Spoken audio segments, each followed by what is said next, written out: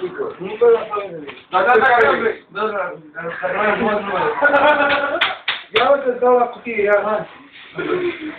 Mergem la piză să mergem. Mergem. Că moară, fără că te coasă mai aici. Ia-mă ușor că mă ieși rău.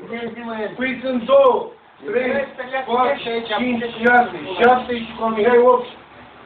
Mi se spală pula cum mă la tine, blegule. Stai mă drăgă în timpul. Joci.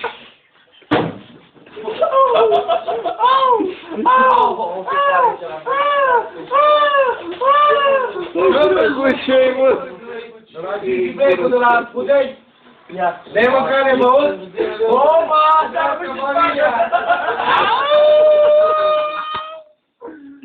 O bea. Băi, cine ești tovară și tot ăla acum? Băi, mă numără de... Cine? Din Uzar? Cine? Căzări tău? Cum? Pe cine a zis? Ce a zis? Cine? Care ești? Bă, bă, stai mă, pula. Ăla zi-mă crece. Am văzut să nu ne-ai un pup. Nu mă, bă, că am mașină. L-am dat cu picior de lemn.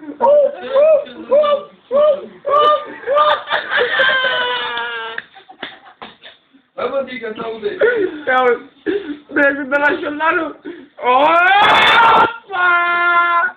Cu picior de lemn. 1, 2, 3. Mai iau trei, da? Îi cheamă un părin. Băi, dacă ia pe ziua, mă. Băi, dacă ia pe ziua, mă, asta vreau să zice. A fost al oraș. Ce era asta?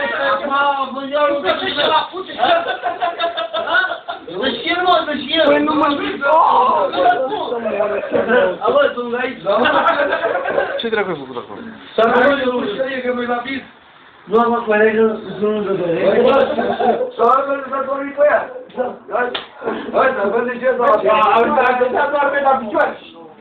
Ia zi pe ce. Ce zic că Bă, dacă nu vă pupați, tot de ce? Seara asta, dai mic sau eu? nu, eu sunt. Hai, haide mă, să vă fac.